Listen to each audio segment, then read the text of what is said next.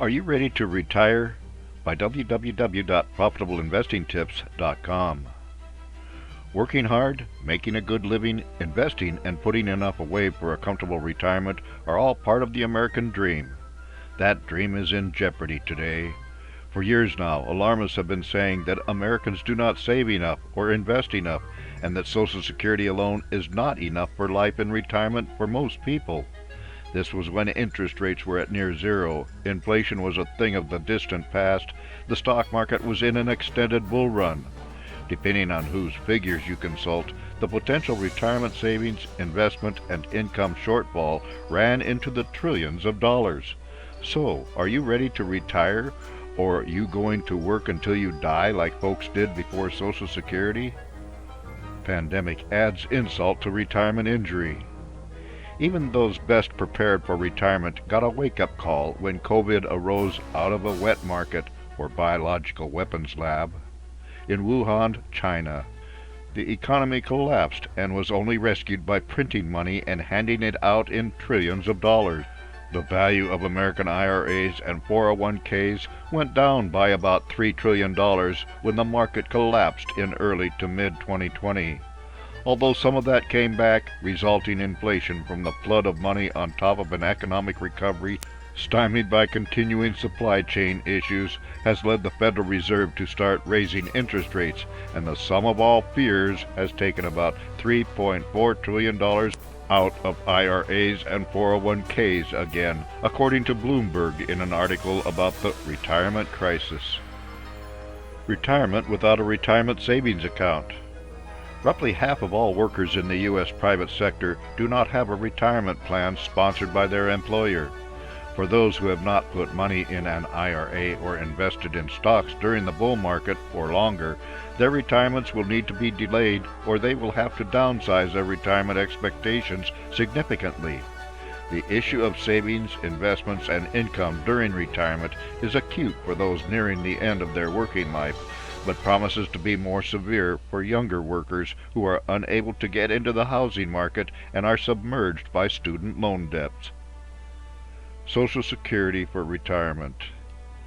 Social Security was not invented in the USA, but rather in Germany, 1889, where the Iron Chancellor Otto von Bismarck saw it as a national pension system providing social and economic stability. The U.S. system came into being during the Great Depression as a way to avoid old age poverty.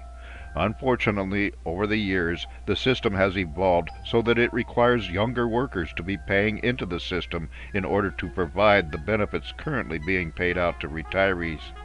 The system is currently caught in a demographic dilemma as more and more Americans live far longer than envisioned by those who set up the original system when benefits started at age 65, which was also the average life expectancy.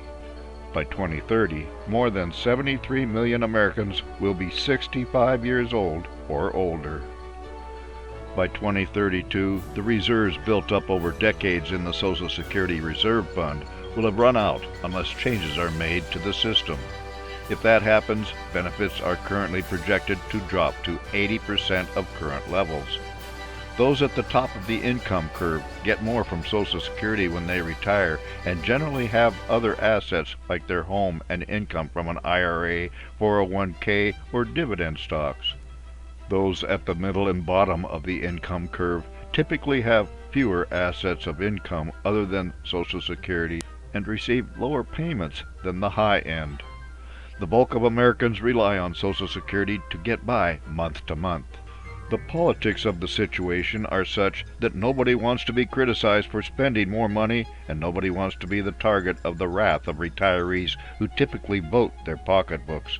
The cure that they used in the 1980s and 1990s to fix the system was to reduce benefits around the corners and open the floodgates of immigration to bring in the most immigrants into the USA in a century. That solution is also a political hot potato. How to cope during retirement.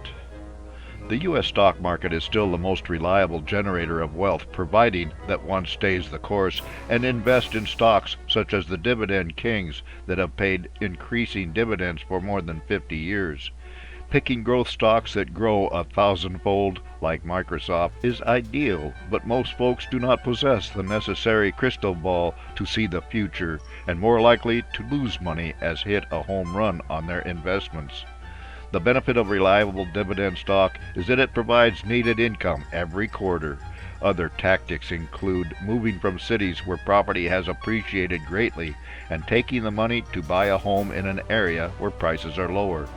This includes moving into the interior of the country or out of the country, where you may need to learn Spanish, Portuguese, or a local dialect. For more insights and useful information about investments and investing, visit www.profitableinvestingtips.com.